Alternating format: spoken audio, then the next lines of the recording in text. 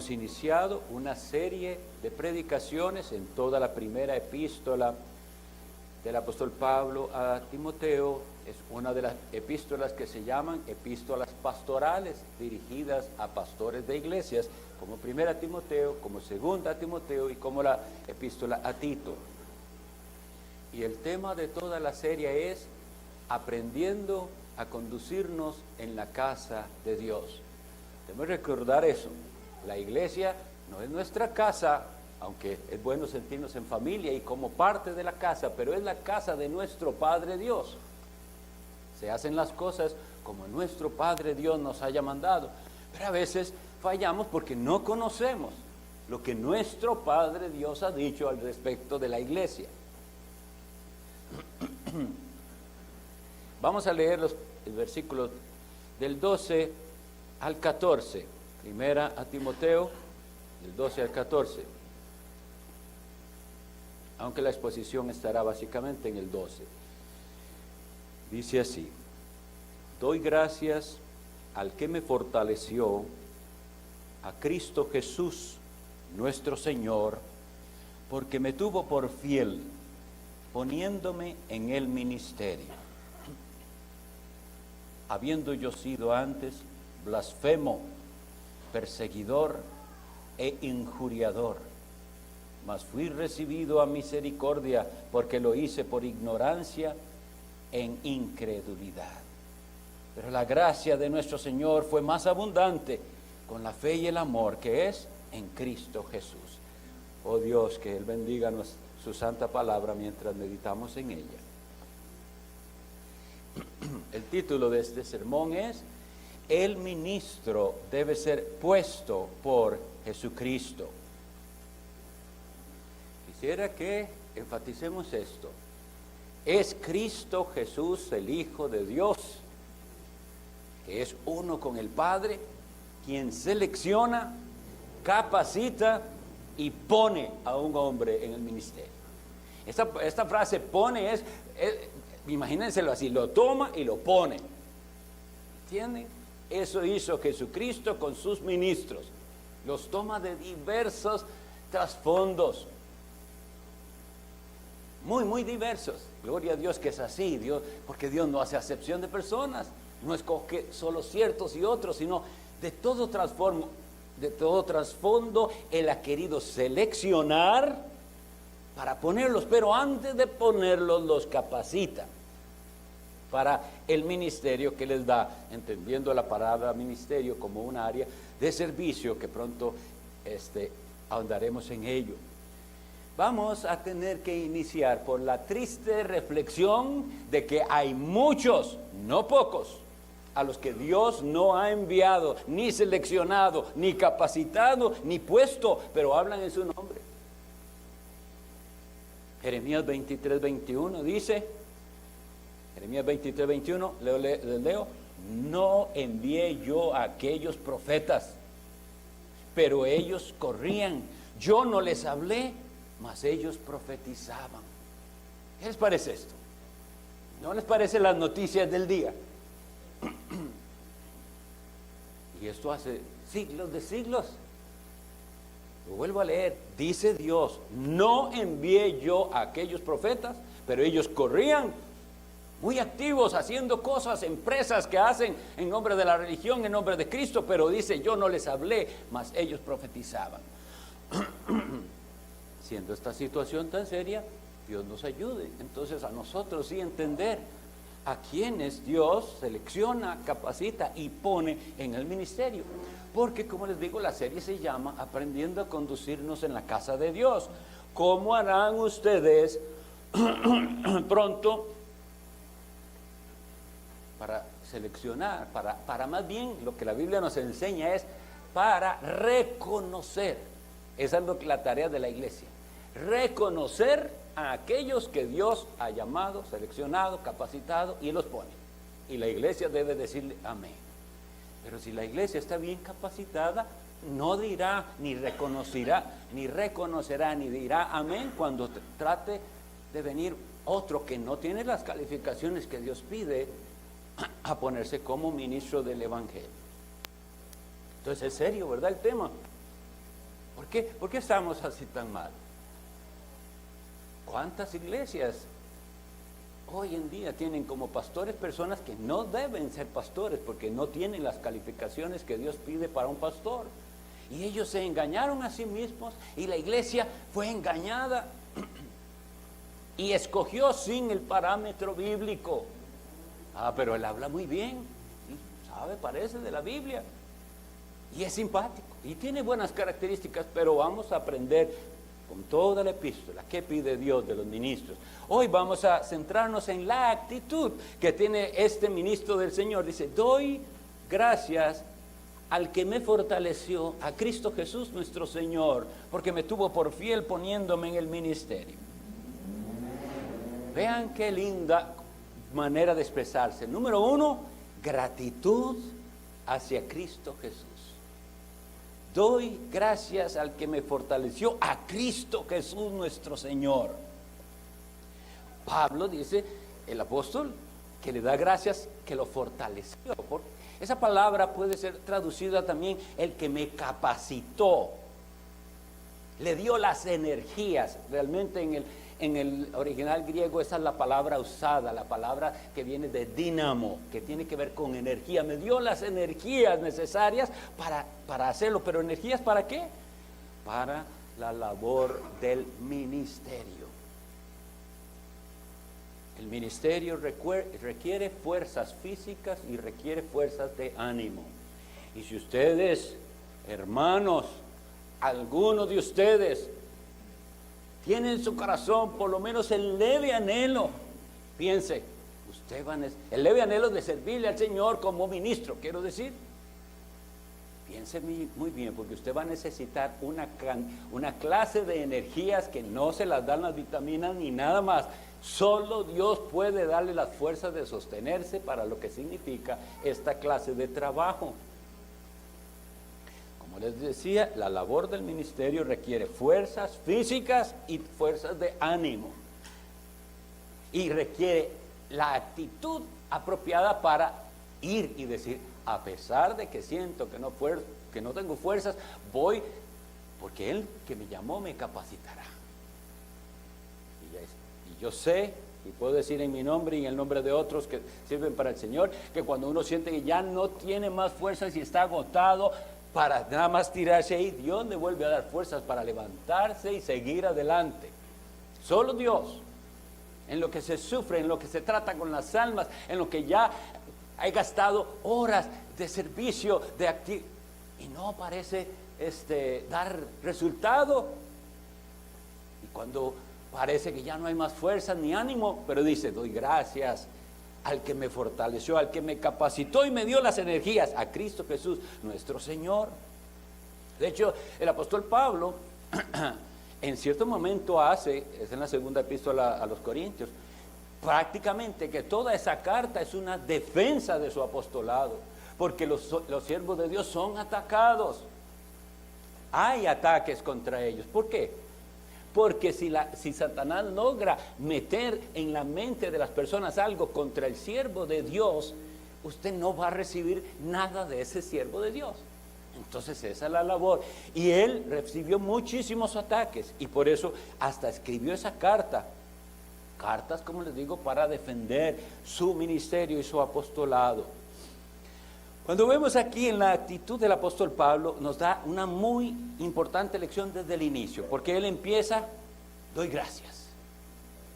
Doy gracias. Miren, mis estimados, si algo necesitamos aprender es a ser agradecidos. Nuestra actitud pecaminosa y nuestro corazón nos lleva siempre a quejarnos, y la queja es contraria al agradecimiento. Este corazón ingrato y mal agradecido nunca está satisfecho. Siempre tiene una actitud negativa y siempre algo no está bien y siempre algo no es como yo lo hubiera hecho. Y esa actitud se debe cambiar por el agradecimiento. Porque vean que si tenía cosas de que quejarse Pablo con todas las cosas que le pasaban, tenía. Pero ¿qué hacía él? Doy gracias al que me fortaleció. ¿Cómo es su actitud en la vida cuando enfrenta cosas? ¿O cómo es su actitud diaria? Empieza usted con un doy gracias al que me fortalece, al que me dio vida hoy para levantarme. Le doy gracias a Cristo Jesús, nuestro Señor. ¿O es usted quejoso? Porque eso es lo contrario. Y observen, por favor, no pensemos que esto, mire, cada uno de nosotros, no creo que alguien se escape, ni el más pequeño, por algo se queja. Y la queja es contraria al agradecimiento. Y el apóstol Pablo nos da una lección. Doy gracias al que me fortaleció. Enseñémosle a los niñitos la mañana, ¿qué es lo primero? Dar gracias a Dios. Nos cuidó en la noche, no nos pasó nada malo, pudo haber pasado una tragedia, pudimos haber muerto en quién sabe qué, enfermedad, pero estamos levantados en la mañana. Lo primero, dar gracias. Doy gracias al que me fortaleció. Y miren, que esta actitud de queja no es algo que solo le puede pasar al cristiano común.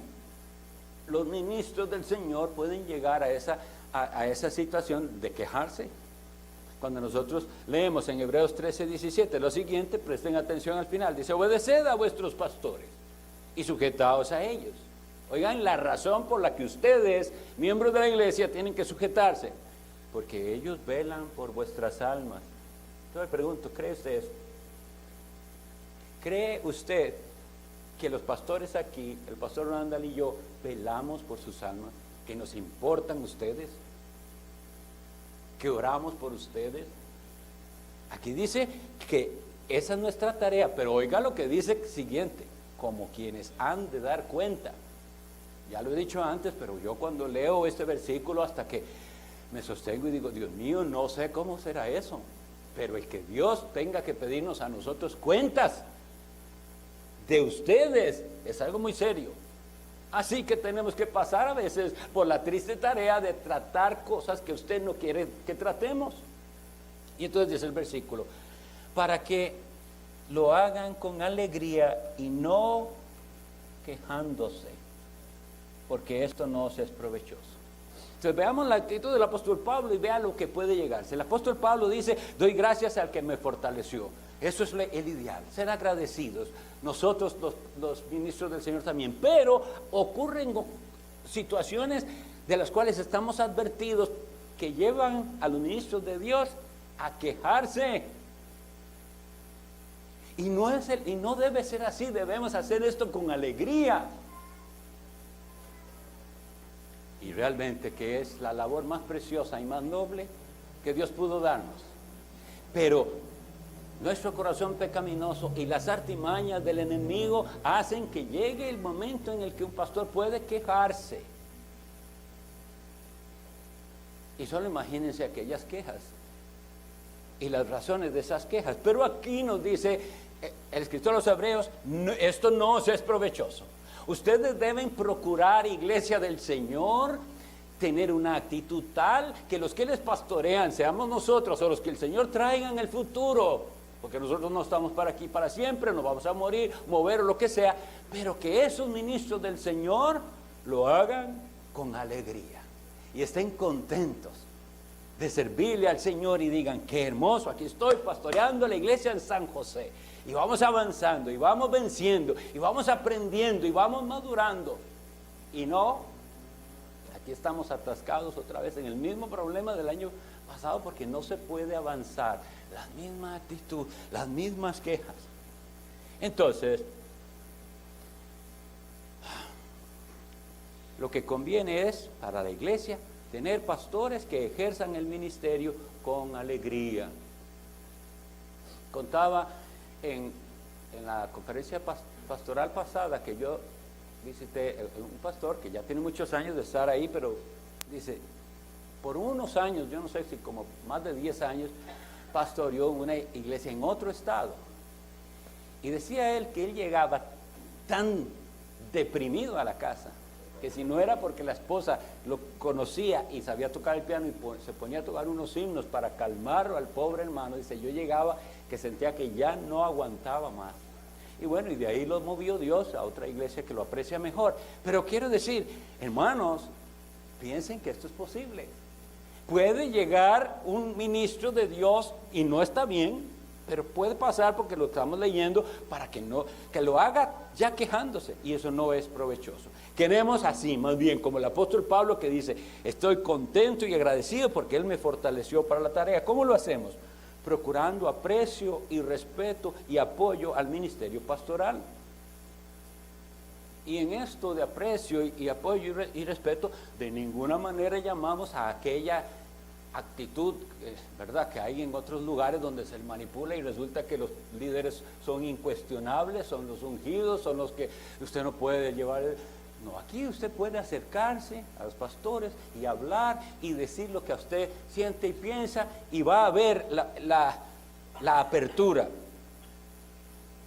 Y debe haber entonces de parte de ustedes, y hablo más que todo con los miembros de la iglesia, una actitud apropiada de defensa de los pastores. Cuando usted oye algo contrario a su pastor, ¿cuál es su actitud? ¿Le defiende o se une al grupo de los criticones? Porque usted debería decir: bueno, si eso me parece una crítica válida, llamemos al pastor para hablar de eso. Eso es lo que debe hacerse. Lo otro es dañino y daña a la iglesia. Estamos aprendiendo a cómo conducirnos en la casa de Dios. No vamos a permitir, no lo permitamos. Esa actitud de que parece que estamos, ya viene el sermón, la notita de evaluaciones, vamos a ver qué dice hoy que no debió decir, vamos a ver cómo se compone, como una evaluación. Así no es. Vamos a recibir el ministerio con corazón agradecido, porque eso es lo que le conviene, y eso es lo que va a traer alegría a su corazón. Debemos corregir eso, debemos estar alerta, pero sin llegar a ningún otro extremo. ¿Por qué? Porque la Sagrada Escritura no nos enseña que los ministros de la iglesia estén en un puesto que llamamos vitalicio, es decir, como esos dictadores que hasta que se muera. No. Si el hombre de Dios, el ministro, comete pecado y hay testigos, ese es su deber, debe ser expuesto. Y la Biblia nos dice cómo, después lo veremos, pero la Biblia nos dice. Así que en nuestra manera de verlo, no. Un pastor puede ser depuesto, puede ser, y cualquier otro, así como es expulsado un miembro de la iglesia que se comporte inadecuadamente, o así como un miembro de la iglesia puede estar en un proceso de disciplina. El pastor también es un creyente sujeto a cierta disciplina. Bien, eso para que se calme cualquier idea de que estuviéramos pensando que nuestra fidelidad a los ministros debe ser ciega y completa.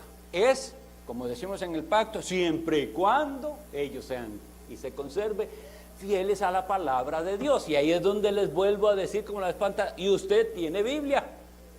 Y usted es el que tiene que saber si ese hombre se está desviando o no. Usted lee su Biblia, estudia su Biblia, y entonces la responsabilidad es suya, en oración.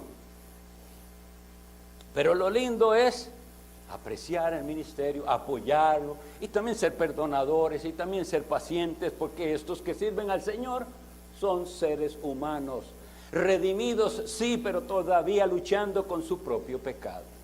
La Biblia nos dice además de que no solo dice: gracias doy al que me fortaleció, a Cristo Jesús, sino que Él toma tiempo para decir: ¿quién es Él? Nuestro Señor. Eso es muy, muy importante. Cuando se habla esta palabra, nuestro Señor, que en griego es Kyrios o Kurios, y en Adonai es el hebreo, tenemos que volver al significado de esa palabra, porque tiene que ver con ustedes y conmigo. Esa palabra significa amo y dueño. Nosotros usamos la palabra Señor para todo, ¿verdad? Hey, Señor, Señor, todo, como si nada, Señor. Pero aquí no es esa clase de Señor. Él es amo y dueño. Y el apóstol Pablo le da ese título. Y veamos, les leo el profeta Isaías 26:4, que dice: confiad en Jehová perpetuamente, porque en Jehová el Señor está la fortaleza de los siglos. Entonces vean la conexión entre lo que dice el profeta Isaías y Pablo, el apóstol. Dice que Jesucristo es el Señor que lo fortaleció. Y él lo que está diciendo es, para mí es Isaías 26:4, porque en Jehová el Señor está la fortaleza de los siglos. Él es el que nos capacita. El mismo que fortaleció al apóstol Pablo es ese mismo. No es otro, no es otro Dios, es el mismo Dios. Y debe enfatizarse que al Hijo de Dios, Jesucristo, se le da este título divino, porque el Padre se lo dio. Filipenses 2, del 9 al 11 dice, por lo cual Dios también le exaltó hasta lo sumo, y le dio un nombre que es sobre todo nombre, para que en el nombre de Jesús se doble toda rodilla de los que están en los cielos y en la tierra y debajo de la tierra, y oigan, y toda lengua confiese que Jesucristo es el Señor, para gloria de Dios Padre. ¿Es Él su Señor? ¿Puede usted decir, Jesucristo es mi dueño y mi amo? Bueno, usted puede decirlo, pero se supone que si Él es su dueño y su amo, usted le obedece. Le obedece, no le pone condiciones, le obedece. Hay mucho en la Sagrada Escritura con respecto a al señorío del Señor Jesucristo, el Hijo de Dios. El Hijo de Dios dice, es Señor aún del día de reposo, Marcos 2:28. Y esa palabra aún está diciendo, Él es Señor de todo, aún, hasta de esto. Él es el Señor del día de reposo. Él es el Señor de señores y el Rey de reyes. Por eso vemos la igualdad de rango entre el Padre y el Hijo. Esto se dice del Padre, por ejemplo, en 1 Timoteo 6:15. Dice, la cual a su tiempo mostrará el bienaventurado y solo soberano Rey de reyes y Señor de señores. ¿Y por qué les digo que esto es el Padre? Porque dice que Él es el invisible, el que nadie ha visto ni puede ver. Pero Jesucristo lo hemos visto, Él se hizo hombre, y entonces no se trata del Hijo, se está hablando del Padre, y al Padre se le está llamando soberano, Rey de reyes y Señor de señores. Pero vean que lo mismo se dice del Hijo de Dios.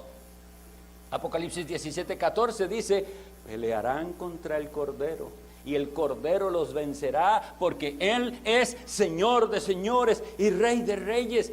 Y los que con Él están son llamados y elegidos y fieles. ¿Por qué es esto tan importante? Porque andan por ahí los de esa secta que es terriblemente dañina, que niega a Jesucristo como el Señor. Piensan que Jesucristo es un ser creado por Dios por medio del cual Él hizo el universo. Y eso no es lo que la Sagrada Escritura enseña. El Hijo de Dios, Jesucristo, es Señor como el Padre es Señor. Lo mismo que se dice de Jehová el Señor, se dice de Jesucristo el Señor. Y en Apocalipsis 19:16 dice, y en su vestidura y en su muslo tiene escrito este nombre, Rey de reyes y Señor de señores. ¿Es Él su Señor? ¿Conoce a usted a este Cristo al cual el apóstol Pablo le dice, doy gracias al que me fortaleció, a Cristo Jesús?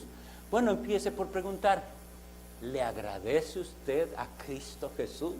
¿Cómo Él le ha fortalecido y lo sostiene hasta el día de hoy? Porque Él es el que sustenta el universo entero. Lo siguiente que dice el texto que tenemos es, porque me tuvo por fiel. Él agradece a Jesucristo el Señor, dice, porque me tuvo por fiel. El que aspira a ser ministro del Evangelio primero va a ser probado, porque no podemos decir que es fiel si no ha sido probado. ¿Cómo sabe que es fiel? Primero pasó por la prueba, la pasó bien, y ahora sí podemos decir es fiel, pasó la prueba. Bueno, entonces el mismo apóstol Pablo pasó por cosas de las cuales salió bien, salió exitosamente de esas pruebas, y eso entonces debe mostrarse en todo aquel que quiere servir al Señor. Pruebas en su familia, pruebas en su trabajo, pruebas en su vida, pruebas en la iglesia, pero de eso salió bien. Y la iglesia lo notó, y varios lo notaron y lo conocieron y dijeron, Él es fiel.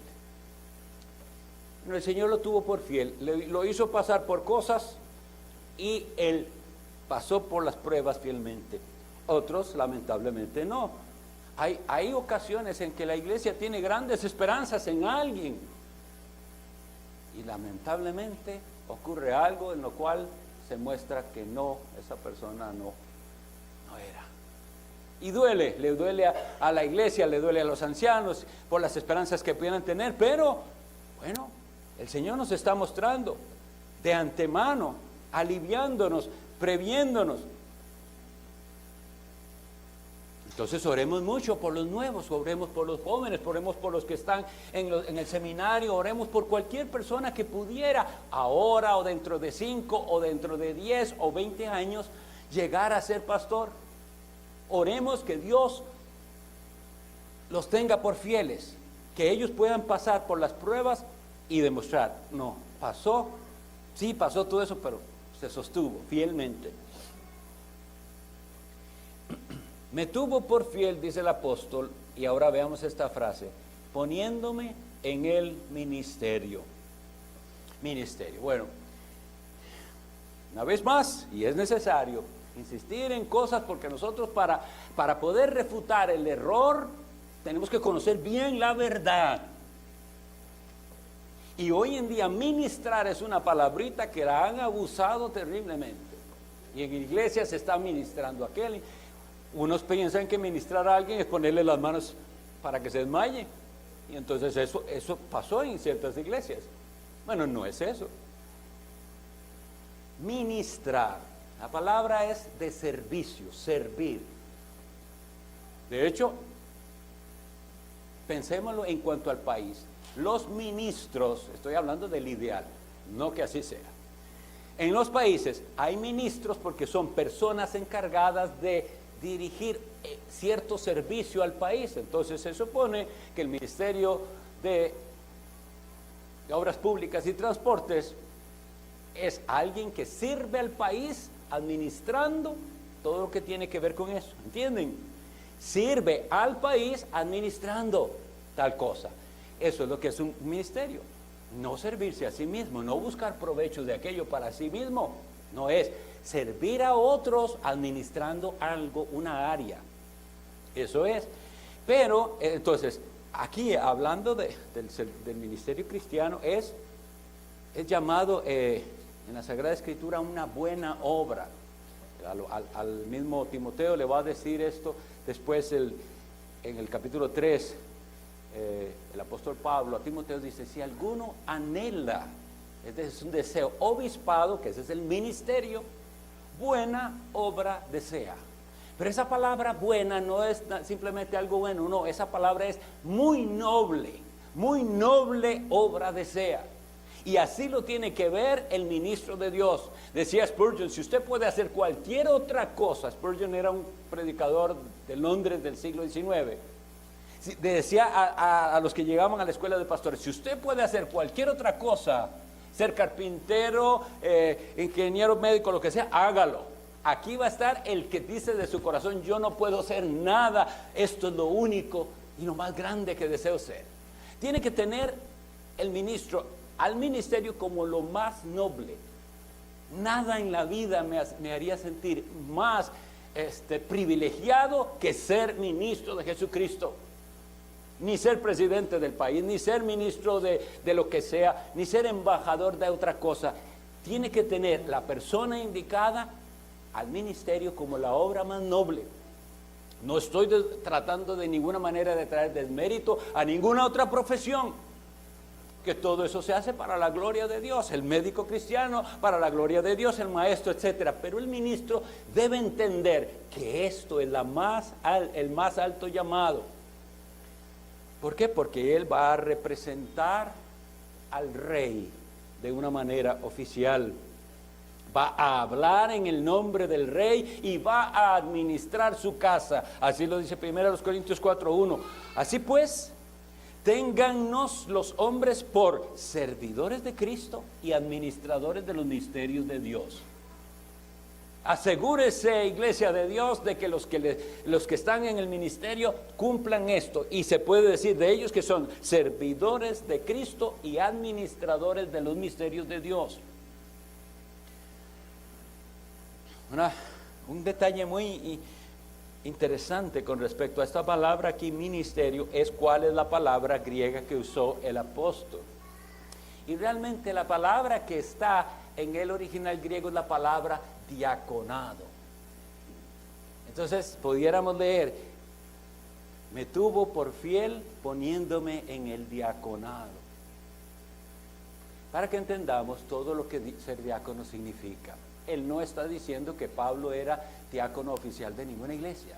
Lo que está dándonos a entender es de la amplitud de la diaconía. ¿Ven? Entonces, el diácono es un servidor y entonces él dice, él me puso como diácono. Eso nos da claridad para que cuando leamos en Romanos 16 que había una hermana Febe, diaconisa de la iglesia en Cencrea, no entendamos que ella tenía un cargo oficial en esa iglesia. Era una servidora de la iglesia en Cencrea. Como hay servidores y servidoras diáconos o diaconisas en la iglesia. En la iglesia no debería haber alguien que no sea diácono o diaconisa. Todos, unos sirviendo en una cosa, otros sirviendo en otra. Pero el oficio de diaconado, vamos a tener que esperar hasta más capítulos, qué dice Dios de ese oficio como tal. Pero bueno, lo interesante es que él usa la palabra diaconado por ministerio. Y dice que le da gracias a Dios porque lo tuvo por fiel para ponerlo en el diaconado. Ahora, ya que diaconado es servir, vamos a ver cuál área específica de servicio es la del ministro del Evangelio. El servicio del ministro de Cristo es un servicio a la iglesia. Él sirve a la iglesia, pero esto no significa que va a agradar a la iglesia en todo. Es decir, eso es lo que la gente entiende. Para yo poder darles un buen servicio a ustedes, tengo que tenerlos contentos a todos. Lo que pasa es que tenemos un corazón pecaminoso. Y entonces, para que estén todos contentos, tendría que ceder en cosas que son incorrectas. Entonces, no es esa clase de servicio. De hecho, el apóstol Pablo le dice en su carta a los Gálatas, capítulo 1, versículo 10, dice el apóstol Pablo, presten atención al versículo, dice, pues, él hace una pregunta, ¿busco ahora el favor de los hombres o el de Dios? ¿O trato de agradar a los hombres? Pues si todavía agradara a los hombres, no sería siervo de Cristo. Y aquí es donde tenemos el asunto. Porque es muy difícil. No es fácil. ¿Quién va piensa en esto? ¿A quién le gusta ganarse enemigos gratis así? Que le caigo mal a este, le caigo mal al otro. ¿Por qué? No. Todo lo contrario, lo que somos los ministros es ganadores de almas. Quiero que conozcan a Jesús, quiero que caminen con Jesús, quiero que vivan vidas santas. Lo que pasa es que para eso habrá que tratar y decir cosas que no son agradables a este corazón pecaminoso. Entonces llega el apóstol y dice así, llegamos a un punto en que tengo que hablar de algo muy serio, muy mal que anda con ustedes. Y me tengo que hacer esta pregunta, ¿yo a quién le sirvo? ¿A Dios o a los hombres? Porque si trato, dice él, de agradar a los hombres, no sería siervo de Cristo. Tenemos entonces aquí la respuesta de por qué han fracasado hombres que empezaron bien. Porque olvidaron que por sobre todas las cosas son siervos de Cristo. Y que cuando hay un conflicto de intereses entre lo que Cristo manda y lo que la gente quiere que haga, voy a tener que preferir a Cristo.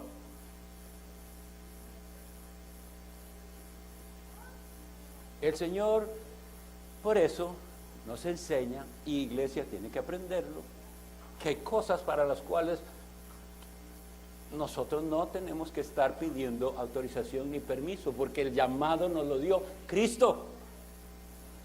Predica la palabra a tiempo y fuera de tiempo, y donde Dios nos abra una oportunidad para predicar, lo haremos. ¿Por qué? Porque Cristo nos dice que lo hagamos.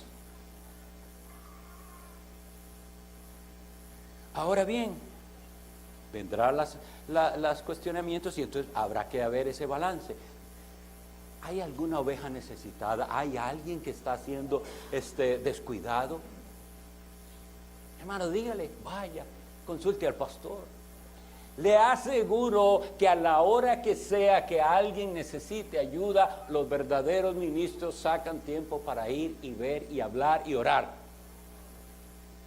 Porque este trabajo no tiene horario de 8 a 4 de la tarde o así. Aunque nosotros abrimos un espacio aquí martes y jueves, desde las 7 de la mañana se abre aquí todo el día, y le decimos a la gente, pida un permiso, venga y hable con los pastores, trate su caso, estamos para ayudarle, venga a orar. Y digo la misma confrontación de la vez anterior. ¿Cómo si usted tiene algo ahí que le está molestando y se lo ve y no sé qué, y usted dice, me puse a leer en internet, todo lo que tengo dice como que puedo tener cáncer? Yo le aseguro que usted pide permiso y se va a hacer al examen, lo que sea que le hagan. Pero entonces, ¿por qué no actúa de esa misma manera con su alma? Y diga a su jefe o al que sea, tengo una cosa muy, muy importante, necesito 2 horitas el martes o el jueves, y voy a tratar mi asunto porque ando en angustia, porque estoy con dudas, porque me está venciendo el enemigo, por lo que sea, pero quiero tratar este asunto que todavía es más importante que si tuviera una úlcera o cáncer físico, porque igual si no se muere de eso, de otra cosa se va a morir, pero su alma, eso es lo que más importa aquí. Entonces los siervos, los pastores tienen que recordar que son servidores de Cristo y de su palabra. Es decir, le sirvo al Señor conforme a su palabra, a la iglesia. Entonces esas 3 áreas, Cristo, su palabra, la iglesia. Entonces, ¿qué regula mi servicio a la iglesia? La palabra. ¿Qué regula mi servicio a Cristo? Su palabra. Para no dar uno excusas incorrectas sobre lo que hace o no hace, es la palabra. Entonces, para ir terminando, piense usted con sinceridad, porque no tiene que responderme a mí, sino piense usted, ¿cuál es el concepto que usted tiene de los ministros del Evangelio? ¿Cuál es el concepto que usted en general tiene de los pastores, de los que usted ha conocido? Y después piense cuál es el concepto que usted tiene de los pastores que Dios puso en esta iglesia. Tiene que saberlo porque el requisito para unirse a una iglesia es reconocer a los que ya Dios tiene ahí como oficiales. Y los que se unen aquí tienen que decir, bueno, yo no voté por estos, pero al entrar estoy dando mi voto, sí. Creo que son hombres de Dios, creo que son ministros elegidos bíblicamente. Y sabemos, como les decía, que muchos de los que hoy son pastores no son fieles a Cristo y a su palabra. Y lo triste es esto, no siempre fueron como hoy son. Entonces, ¿cuánto está usted orando por sus pastores para que no pase en nosotros algo así? Que se diga, predicaba fielmente, pero ahora no. Vivía santamente, pero ahora resulta que ya abrieron las puertas a la mundanalidad en la iglesia. Y finalmente, confrontados todos con la actitud del apóstol Pablo, ¿agradece usted a Cristo? ¿Le agradece usted a Cristo por la iglesia? ¿Le agradece usted a Cristo por los que Él puso en la iglesia a administrarla? Y puede decirle usted a Él, como Pablo le dice, Él me fortaleció. Cristo Jesús, nuestro Señor. ¿Es Él su Señor? Si no lo fuera,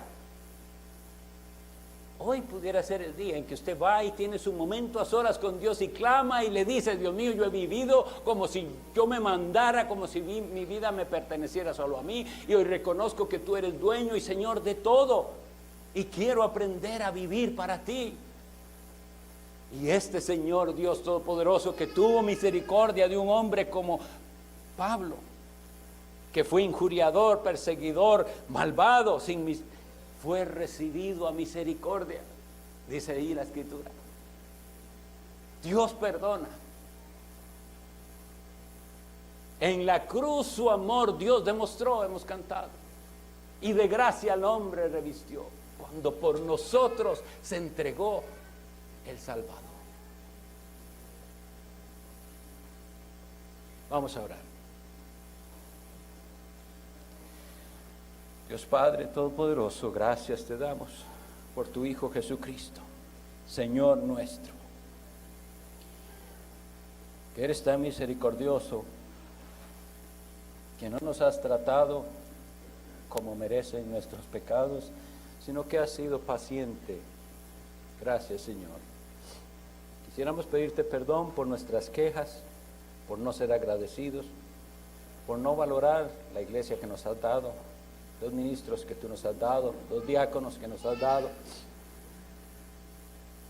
Y te rogamos que nos des un corazón agradecido, que abunde en alabanzas a Cristo Jesús, porque tu palabra nos dice que cuando toda lengua confiesa que Jesucristo es el Señor, tú, oh Dios Padre, recibes eso como toda honra y gloria para ti mismo.